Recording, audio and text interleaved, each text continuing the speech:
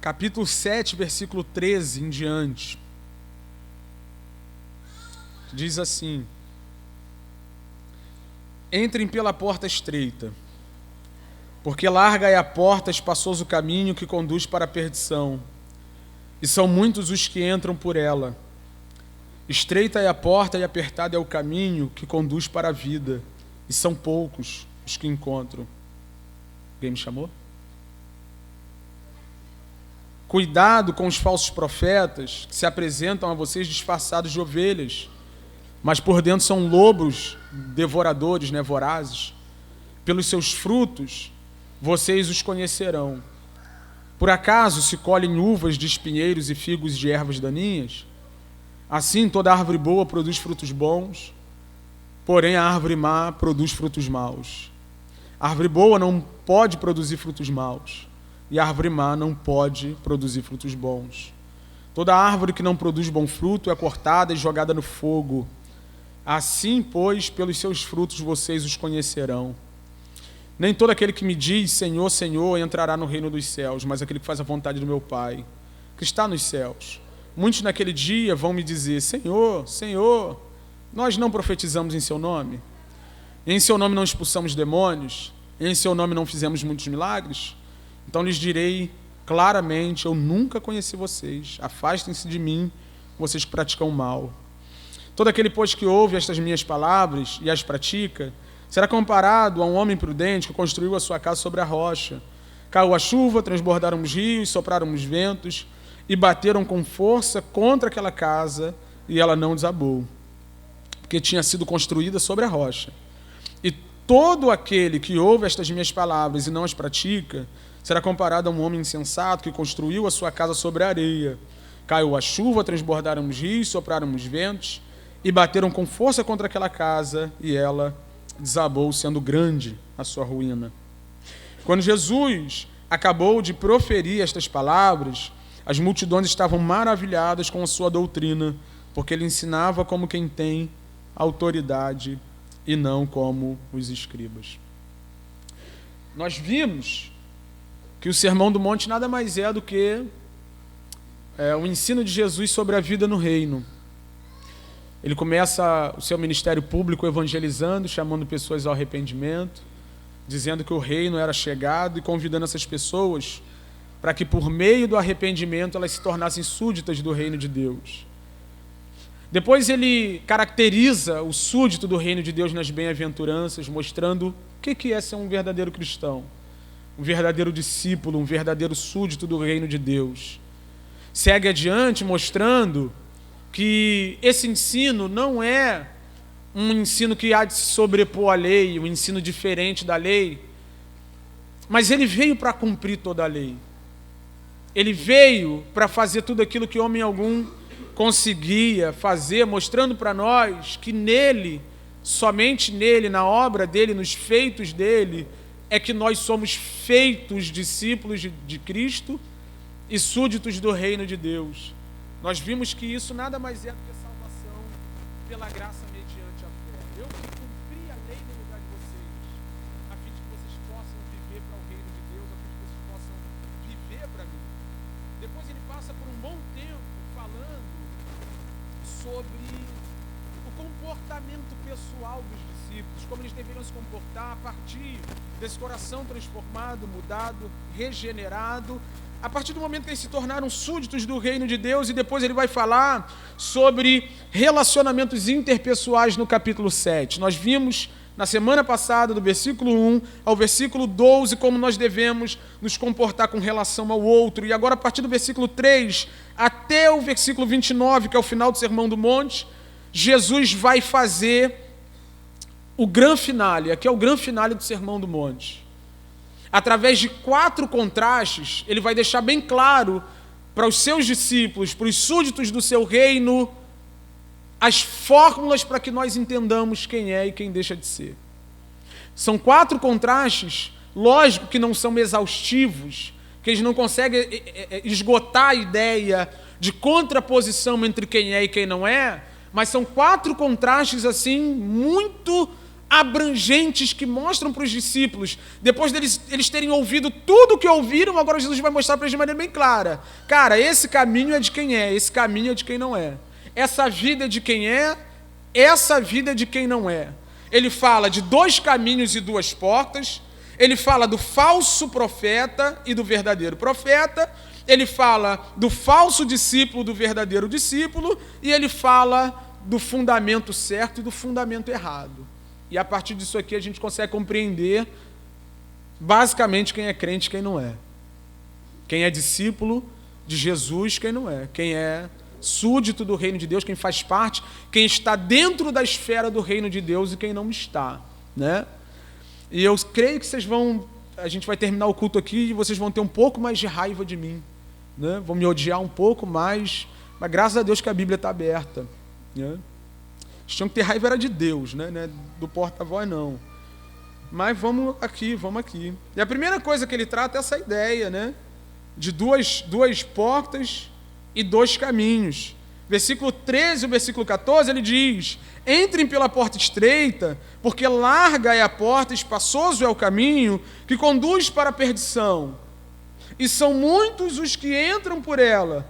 Estreita é a porta e apertado é o caminho que conduz para a vida, e são poucos os que entram por ela. Deixa eu considerar algumas coisas aqui.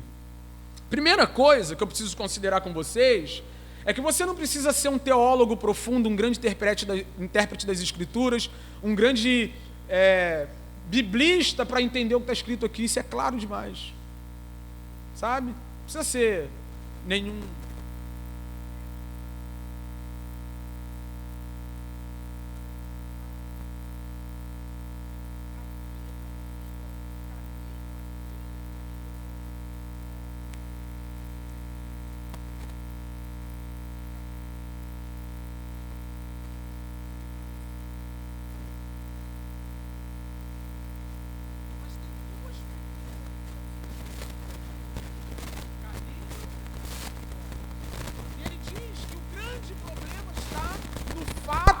de que o caminho e a porta que levam para a vida são estreitos.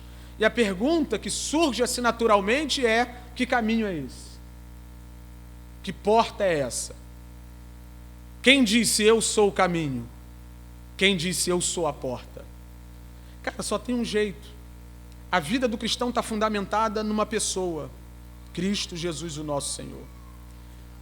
Se você pensa que viver a vida cristã a partir dessa referência, desse ponto onde tudo converge no que diz respeito à vida cristã, você está muito enganado. E aí, se você pensa que o pastor é mau por ler esses textos duros aqui, pense nesse Cristo, cara.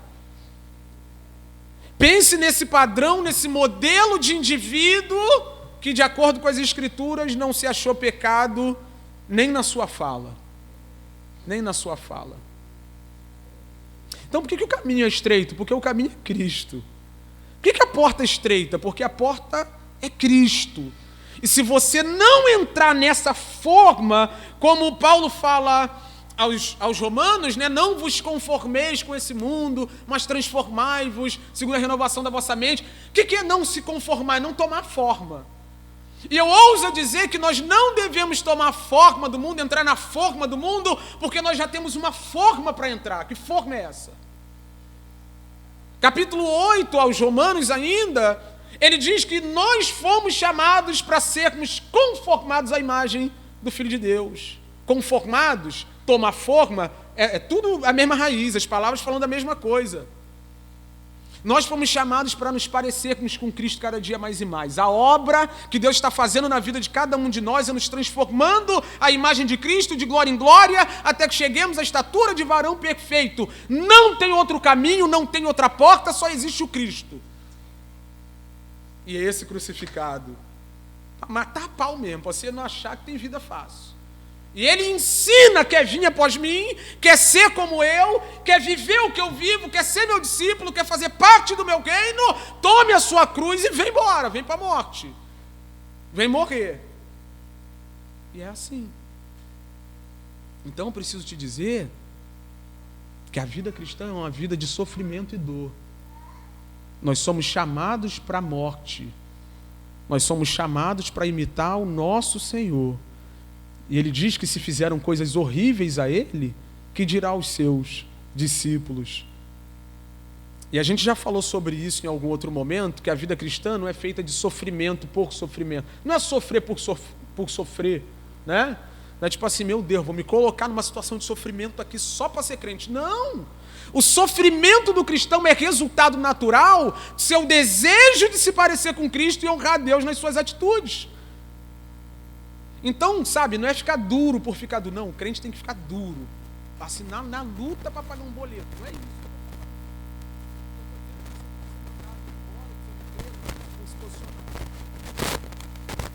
O que eu estou dizendo é que você pode ficar solteiro por se posicionar. Não, vou assumir logo o celibato para me manter puro. Não, irmão, casa. Em nome de Jesus. Mas dependendo da pessoa com quem você escolher, você vai ter que falar assim, cara, a gente está indo por caminhos diferentes. Aí você vai ficar na pista. Você vai sofrer um pouco com a solidão, em virtude de quê? Em virtude de não ter encontrado alguém que está indo no mesmo lugar, mesma direção que tu. Sabe? Então não é sofrimento por sofrimento, não é sofrer por sofrer, mas são as aflições desse mundo que tem tudo a ver com esse choque. Quando Jesus vai falar sobre aflições nesse mundo, é disso que ele está falando, né? João 16:33, Jesus não está falando de boleto. Ele não está falando de conta atrasada, ele está falando de um choque entre os princípios do reino de Deus, o estilo de vida que você adotou e o mundo. E o mundo não aceita isso. O mundo não aceita o estilo de vida que o cristão adota. Por quê? Porque o estilo de vida do cristão é o estilo de vida do Cristo. E o estilo de vida do Cristo fez o Cristo parar no madeiro para morrer. Então não tem moleza, irmãos. Quer moleza? Quer moleza? Alguém disse um dia, eu vou parafrasear, acho que foi C.S. Lewis, né? Disse, se você está procurando uma religião confortável, eu não indico o cristianismo. Não tem moleza aqui, não tem brincadeira aqui. Isso aqui não é brincadeira.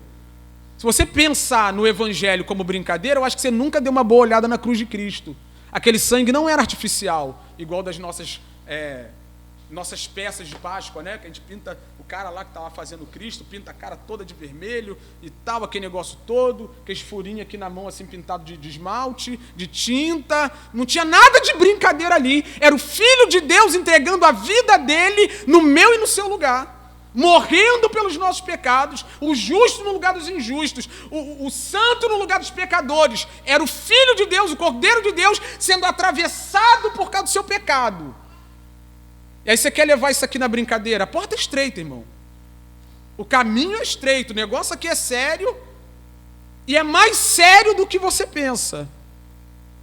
E se você quiser entender a seriedade do caminho, seriedade da porta, seriedade da vida cristã, você tem que olhar para a cruz. Tem que olhar para a cruz. E se você dizer para mim que a partir da cruz você não compreende a vida cristã como a coisa mais séria do mundo, você precisa se converter para ontem. Uma outra coisa que eu quero considerar com vocês aqui, tá explícito aqui no texto, está aqui, né? Eu acho isso aqui muito legal. Que ele diz que muitos são aqueles que entram pela porta larga, pelo caminho largo, e poucos são os que entram pela porta estreita e vão pelo caminho estreito. Isso aqui não está aqui por acaso.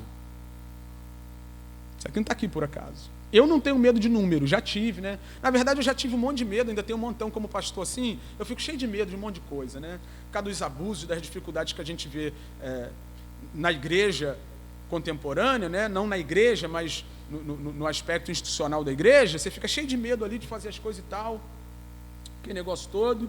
E uma das coisas que a gente fica assim, né? Eu não estou atrás de número, não. Isso é pecado também. Se Deus quiser, tem que aceitar todo mundo, tem que ir atrás de todo mundo, né? Botar 1000 pessoas aqui dentro, aqui nesse salão, se for a vontade de Deus, né? Só que isso aqui não pode ser ignorado. Isso aqui não pode ser ignorado. Nós não podemos abrir uma concessão em nome dos números e achar que todo mundo tem que fazer parte da igreja de Deus, à torta e à direita. Não vai fazer. O texto diz que muitos são aqueles que se perdem, que vão pelo caminho da porta larga, que vão pelo caminho do caminho, redundante, né? Mas vão pelo caminho largo, caminho fácil, aquele caminho que não tem abnegação, aquele caminho que não tem sacrifício, aquele caminho onde você não morre. A maioria das pessoas estão indo para lá. e muitos aqui dentro. Dentro do seio da igreja tem um monte de gente que vem para os cultos, mas não tem vida sacrificial nenhuma. Tudo que eles podem colocar no lugar do serviço da devoção a Deus, eles colocam, né? Então não tem vida sacrificial nenhuma. A maioria, irmãos, são esses que vão pela porta larga, pelo caminho largo. A maioria, e a minoria é o povo que se submete, que se sujeita, que entrega a vida para Cristo sem reservas nenhuma, né? Então, mesmo que a gente não venha ter medo de números e enfiar um monte de gente aqui dentro, num outro lugar, a gente também não pode abrir concessões e achar que os números são sinônimo de sucesso. E achar que a maioria está com a razão. Nem sempre a maioria tem razão, né? Quem disse que a voz do povo é a voz de Deus? A voz de Deus é a Santa Escritura, é a palavra. E a minoria dos homens olha para ela como verdade absoluta, como a voz de Deus, a palavra inspirada de Deus, a nossa norma. Então, a gente precisa entender isso. A gente precisa entender que, mesmo que Deus queira alcançar um montão de pessoas, isso aqui é uma realidade. A maioria não quer saber disso aqui. A maioria não quer porta estreita, nem caminho estreito. A maioria... Betina está mexendo? Eu esqueci de anunciar, irmãos. A gente esperou um pouquinho, né? O tempo foi passando. Mas nós vamos ter logo em breve mais um membro aqui para a nossa comunidade. A nossa irmã Betina veio trazer um pouco de... Era um monte de menino, né? Contra a Isa. Agora veio uma menina aí para a glória de Deus.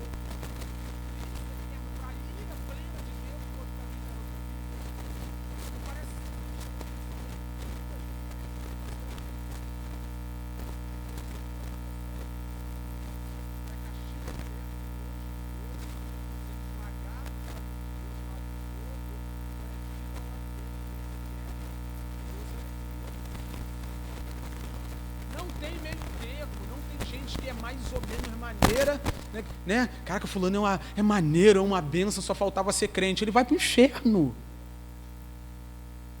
Se ele não assume um compromisso com Cristo de vida sacrificial, de vida devota, entregue, essa pessoa está caminhando para a perdição, é o que o texto diz. Só tem dois caminhos.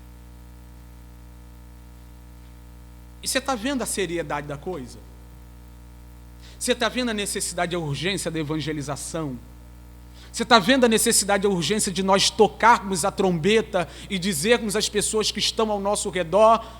E com tocarmos a trombeta, eu não estou falando, vocês que estão mais tempo aqui comigo, vocês sabem que nesses casos eu não estou me referindo a culto ao ar livre. É evangelismo de porta em porta. Eu estou falando de você, no lugar onde você está, anunciar o seu Cristo e a salvação que vem dele. Nós precisamos tocar a trombeta e dizer que só existem dois caminhos, um leva à vida eterna e o outro leva à perdição eterna. Não tem desenrolo. Cuidado com os falsos profetas que se apresentam a vocês disfarçados de ovelhas, mas por dentro são lobos vorazes. Um outro contraste que ele vai fazer é entre os falsos profetas e os profetas verdadeiros. E ele diz que eles vêm disfarçados. Disfarçados de quê? De gente do nosso meio. Quando ele coloca isso aqui, não é por acaso, que ele diz que eles vêm disfarçados de ovelhas, ele está dizendo, eles vêm parecidos com vocês, gente do meio de vocês. Paulo falou isso aos presbíteros de Éfeso, né, capítulo 20 de Atos, quando ele está indo embora para Jerusalém, ele diz, do meio de vocês vão se levantar lobos devoradores. Aí a gente fica preocupado com quem está lá fora, né, o pessoal da esquerda, da direita, do centro. Os maiores problemáticos no seio da igreja e os maiores prejudicadores da igreja saem do meio dela própria. A gente está no nosso meio. Você vai ver Paulo falando a Timóteo sobre as pessoas que caminhavam com ele. Ele diz de maneira bem clara, fulano que foi meu companheiro, que caminhou comigo, que me ajudou no ministério, me abandonou. Me fez muitos males, prejudicou a igreja de Deus.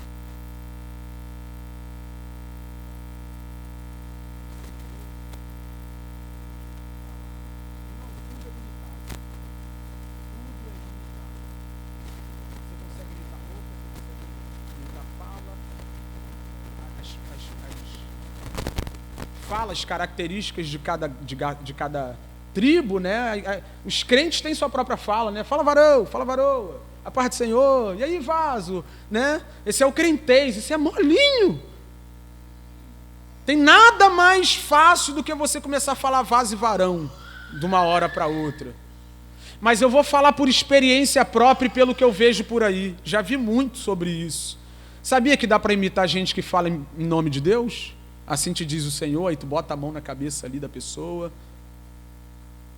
Você sabia que dá para imitar gestos que a gente costuma ver muito característicos no nosso meio? É porque eu vou falar disso em breve, né? Usar o exemplo do Alex, meu e do Alex, a gente prega muito por aí, já pregou muito, já andou em um monte de lugar, né? Você chega numa igreja lá em Angra dos Reis e aí o pessoal lá está falando um tipo de língua estranha. E aí você começa a ver que todo mundo fala igual. Caraca, o pessoal aqui, a língua do pessoal é bem parecida, né? Bem parecida e tal. Aí você vai lá.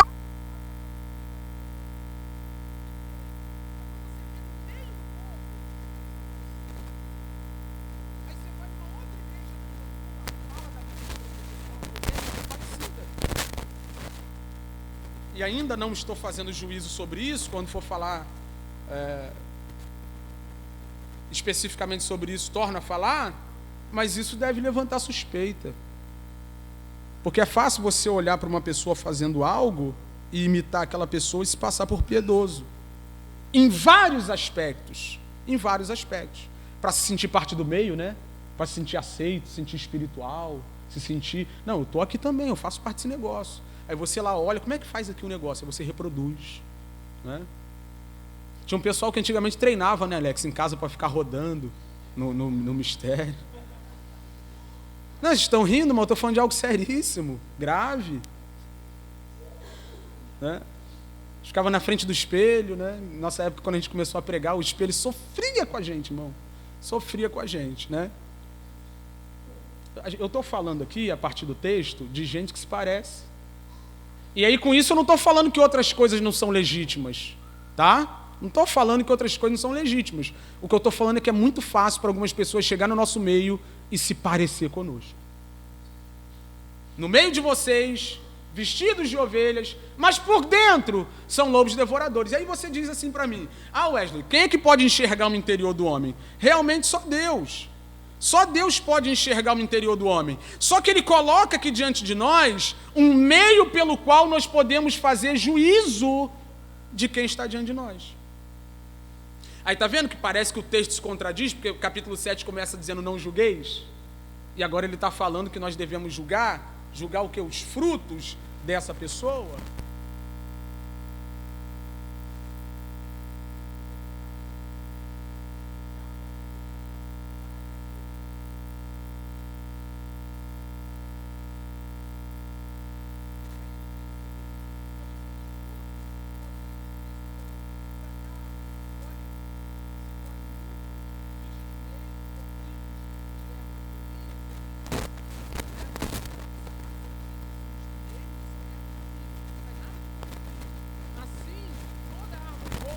frutos bons, porém a árvore má produz frutos maus. A árvore boa não pode produzir frutos maus, e a árvore má não pode produzir frutos bons. Por que a figura do fruto? Agora redobre a sua atenção, que isso aqui é a chave para a gente entender. Por que a figura do fruto? Porque você sabe, tem uma mangueira.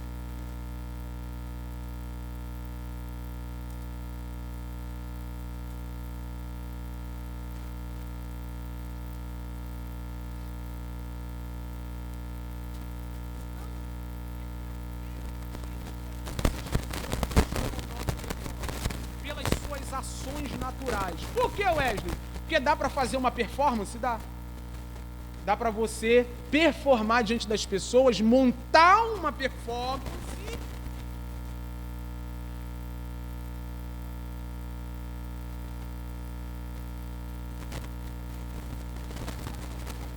É mais engraçado. Todo currículo tem proatividade. Bota para trabalhar.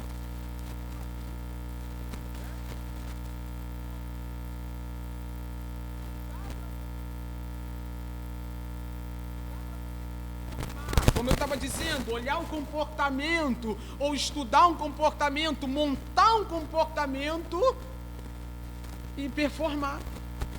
Mas a gente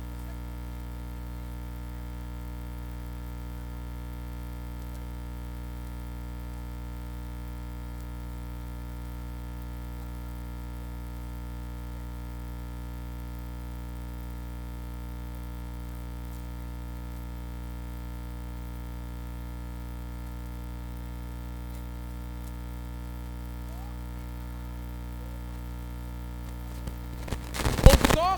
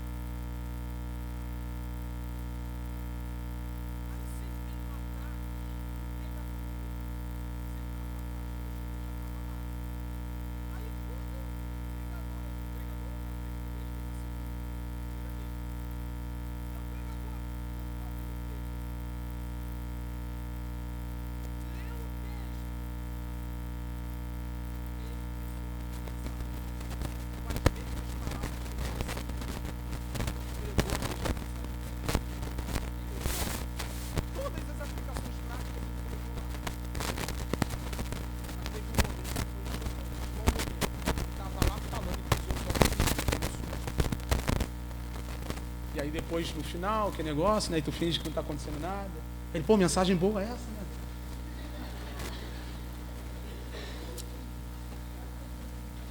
Irmão, isso não é difícil, não. Isso não é difícil. Você pode fazer um curso para falar melhor. Você pode aprimorar todas essas coisas. Mas quem você é de verdade, cara? Como é que você responde sua esposa no momento de tensão? Como é que você trata seu marido no momento de dificuldade? Como é que você trata seu patrão? Como é que você trata sua empresa? Isso é verdadeira espiritualidade. O quanto de Cristo está formado em você? Como é que você trata o próximo? Como é que você cuida dos seus compromissos? Como é que estão as suas dívidas? Como é que está o reboleto?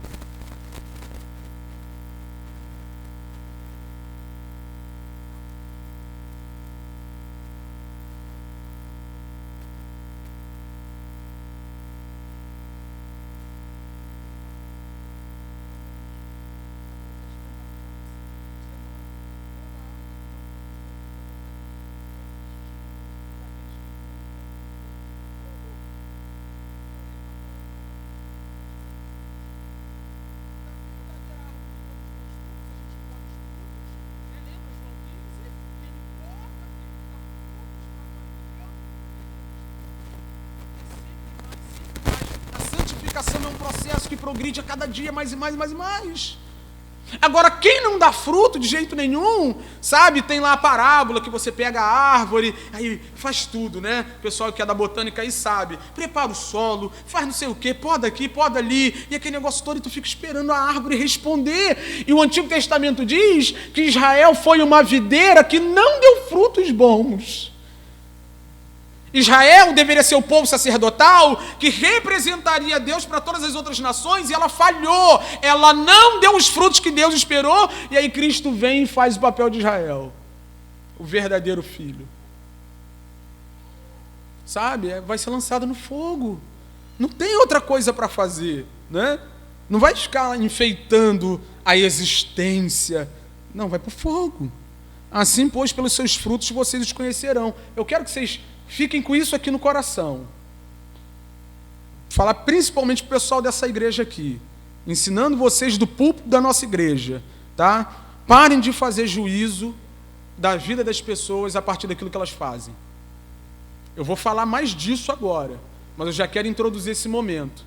Nós não somos o que nós fazemos.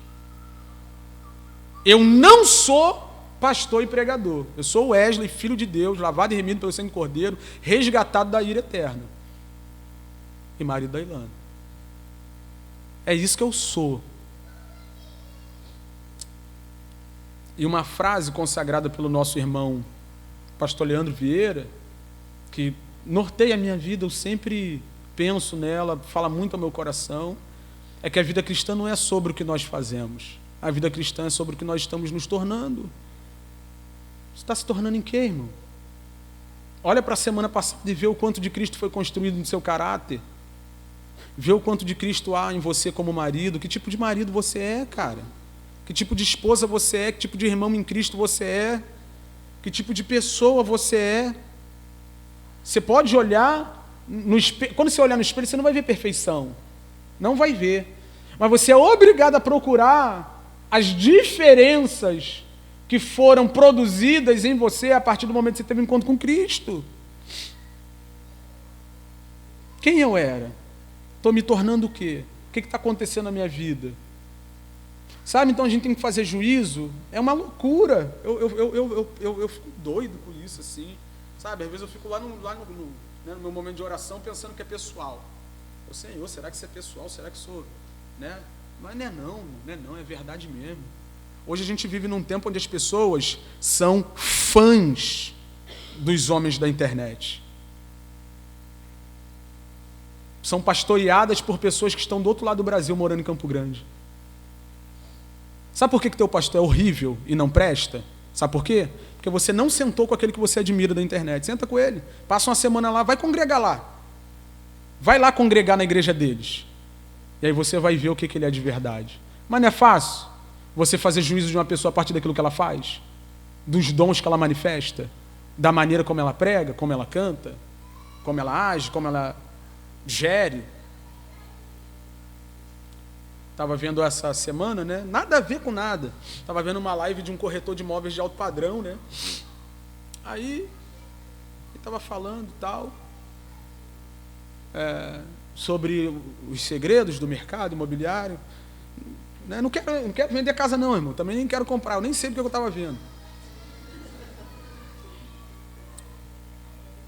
Mas a gente tem um ex-corretor aqui, né? O Nona. A gente tem um ex-corretor. Ele falando, eu, caramba, cara, esses caras são, né? Agregar valor pro cliente, ajudar o cliente no que você... Eu, caraca, esse cara é bom mesmo, né? Mas quando eu converso com o Noan, eu sei o que é um corretor de verdade. Que depois que você assina, ele desliga o telefone e não quer nem saber de você. Lógico, salvo as exceções, eu não estou falando de todos, mas a sua grande maioria está interessado na comissão. E aí eles mentem, eles ignoram a sua condição financeira, eles pouco se lixam para que você venha se enrolar ou não, né? Só que enquanto você está na mesa com o cara ali, o cara está te prometendo mundos e fundos. E eu vejo muito isso quando a gente fala sobre vida cristã. É fácil vender um ministério atrativo, entregar às pessoas o que elas querem, se capacitar em uma área e desenvolver um trabalho que as pessoas admirem, né? Aí não é difícil não, difícil é sentar na mesa, olhar no olho, bater papo, caminhar junto, né? Vocês poderem olhar o pecado do cara, o cara poder olhar o pecado de vocês, né? É pelo fruto, irmão. É pelo fruto. É pelo fruto, não pelo que as pessoas fazem. E aqui vai ficar mais claro isso. 21, nem todo que me diz Senhor, Senhor entrará no reino dos céus. Ele está falando, sabe de quê? De uma confissão pública. Ele está falando de uma declaração de boca. Ele está falando de gente que diz, eu sou crente, Senhor, Senhor, estou com Jesus, sou do meu amado, e o meu amado é meu. É mesmo, irmão? É mesmo? Nem todo mundo que diz Senhor, Senhor. Aí lá no capítulo 15, versículo 8 e 9, aqui de Mateus, lembrando das palavras do profeta Isaías, ele diz o seguinte: este povo me honra com os lábios, mas seu coração está longe de mim, em vão me adoram, ensinando doutrinas que são preceitos de homens. Me louvam com os lábios e o seu coração está distante de mim.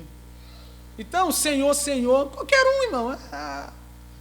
Eu sou de Jesus, Jesus é meu, eu sou dele, ele é meu, eu o adoro e ele é adorado por mim. Está escrito ali. Me louvam com os lábios, mas o coração.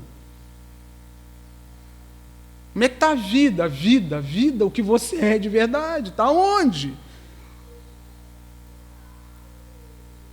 Mas aquele que faz a vontade do meu Pai. E aqui não está falando de salvação pelas obras, não. Ele está falando daquele que lá no início da exposição você tem ouvido e entendido. Aquele que foi alcançado pelo Espírito de Deus. O Espírito de Deus promoveu o arrependimento de seu coração e agora ele tem um coração capaz de obedecer à lei de Deus. Só tem um povo capaz de obedecer à lei de Deus nessa terra, é o povo do coração.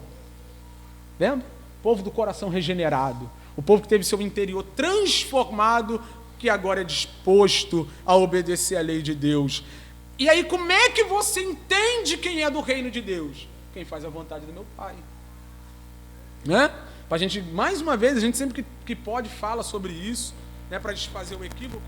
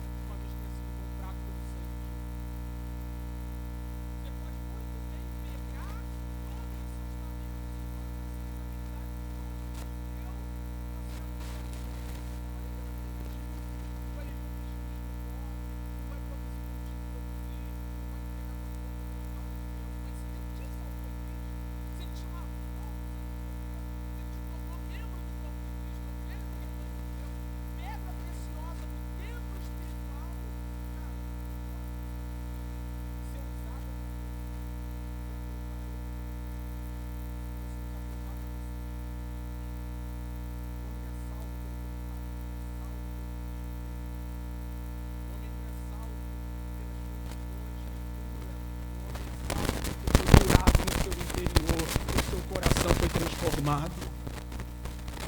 Sabe? Eles querem impressionar Jesus. Olha, aquele demônio lá todo que eu expulsei lá. Ele falou, foi usado, mas... E aí? Né? Tá vendo? Não é sobre o que nós fazemos e a gente fica com o olho brilhando.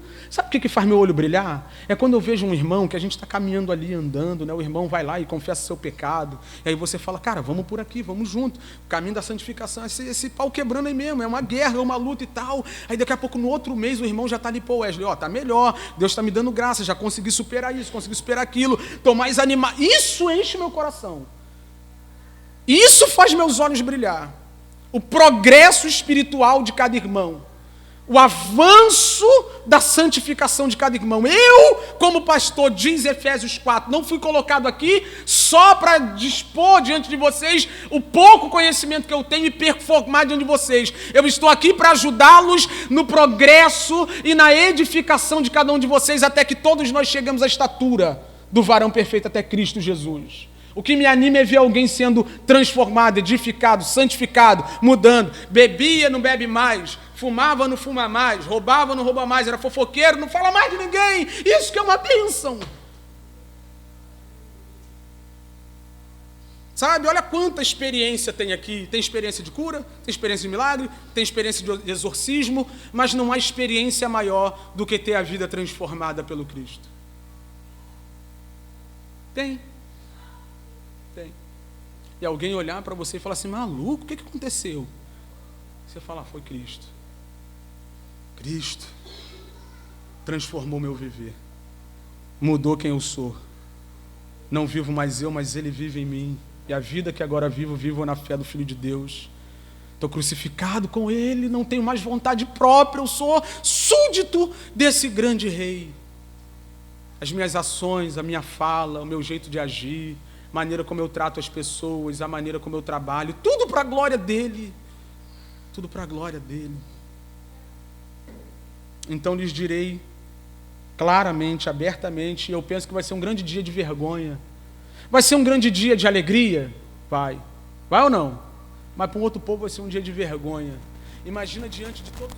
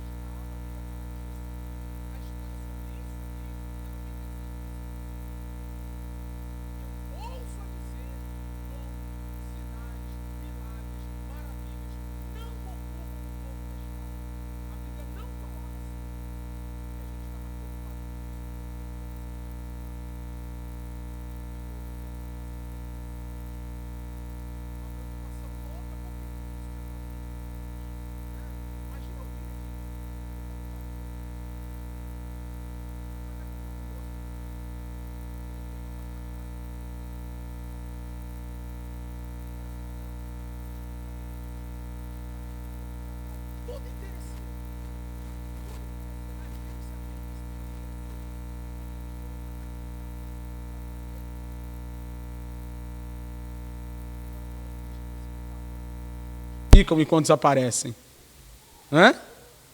Não está numa escala, no topo da escala. E aí você é aprovado diante dos homens. Você é aprovado porque prega muito, você é aprovado porque canta muito, você é aprovado porque faz um monte de milagre, você é aprovado porque faz chover canivete, mas vai ficar barrado na porta do céu. E eu penso que lá no Lago de Fogo, quando tiver o falso cristão, o falso profeta, tudo junto, né? Quando estiver lá, o falso profeta vai olhar para o falso cristão assim, tentando disfarçar, né? O falso cristão vai atrás do falso profeta e vai dizer, cara, por que tu não falou essa verdade para nós? Aí ele vai dizer, ué, mas tu também tinha a Bíblia e não leu? Quando a pregação não falava sobre isso, você não dava importância? Quando o culto não era voltado para milagre, experiência, sinal, maravilha, essas coisas, tu se lixava? Como é que era seu relacionamento com o ensino da igreja? Como é que era o seu relacionamento com o momento da pregação? O falso profeta vai te perguntar, e tu vai falar, não, tá junto, estamos juntos. Todo aquele, pois, que ouve estas minhas palavras e as pratica, será comparado a um homem prudente que construiu a sua casa na rocha, né? Ouve estas minhas palavras e as pratica. Coloca essas palavras em prática. Não deixe essas palavras no campo das ideias. Vive de acordo com a proposta do Cristo. É o que ele está falando aqui. Caiu a chuva, transbordaram os rios, sopraram os ventos e bateram com força contra aquela casa, e ela não desabou, porque tinha sido construída sobre uma rocha sólida. Calvino dizia, irmãos, que a certeza da nossa salvação, ela se encontra sobretudo nas promessas da Bíblia. Eu vou falar isso aqui mais uma vez, já falei. As promessas da Bíblia, quando alguém fala sobre promessas bíblicas, todas elas estão conectadas ao plano de redenção e apontam para Cristo. Qual é a promessa que Deus cumpre? A promessa de levantar um redentor da semente da mulher. A primeira feita foi o proto-evangelho, capítulo 3, versículo 15 de Gênesis. E todas as demais promessas apontam para Cristo. Sempre apontando para Cristo. Sempre apontando para Cristo. Tem nada a ver com o seu negócio que você quer abrir. Não, Deus me prometeu que você é empresário, né? Tem nada a ver com isso. Deus me prometeu que eu vou casar e uma festa vai ser para 300, né? Tem nada a ver com isso. Você está dizendo que Deus não interfere e não atua nessas coisas? Não. Eu estou te passando o conceito bíblico de promessas, que é um tema da teologia bíblica que fala sobre o que Deus está fazendo desde sempre. É um plano só. Deus abençoa casamento, Deus abre porta de salão. Tu pode perguntar aos crentes aí, tu vai ver. Aí, ganhei um salão em cima da hora, me deram a máquina de lavar quando eu pensei que ia lavar roupa na mão. Cheio de milagre, irmão, Deus faz mesmo. Deus opera, Deus abre porta, Deus facilita as coisas, isso glorifica o nome dele. Ele atua no tempo e no espaço abençoando o seu povo. Mas quando você fala de promessa bíblica, não pense nessas coisas. Está falando daquilo que Deus prometeu antes da fundação do mundo, sobre o seu filho redimir um povo para si. É disso que a gente está falando. Tá? Então, quando a gente olha aqui para o texto, a gente vê esse povo confiado no quê? Nas promessas. Onde estão as promessas? Na palavra, no ensino. O que Jesus ensinava para aquele povo? Eu sou o cumprimento das promessas. Daqui para trás eu sou o cumprimento das promessas. Daqui para frente, um dia eu vou voltar a estabelecer novos céus e nova terra. É a palavra, são as promessas. Cara, confie nas promessas. Confie na palavra, confie naquilo que ele disse. Hoje, você pode estar duro, desempregado, passando por um monte de problema, mas confie que um dia ele enxugará dos nossos olhos todas as lágrimas, não haverá mais dor, nem sofrimento, nem pranto, nem angústia. Os novos céus e nova terra serão estabelecidos e nós teremos gozo pleno e alegria plena. Promessa, palavra, coloque-se em prática, pega isso no momento da tentação, lembra do que Cristo falou, lembra do sacrifício de Cristo, lembra do que Ele prometeu e fica ali. Fica em Cristo, fica na palavra dEle, fica na verdade dEle, e aí você será uma casa construída sobre a rocha. Agora esqueça da palavra nos dias de ter que colocá-la em prática, e diz o texto que você vai ser uma casa sobre a areia. Isso é que eu acho a coisa mais legal do mundo, é que a mesma chuva, a mesma tempestade, os mesmos rios que correram para uma casa, correram para outra. É ou não? Não está aqui no texto?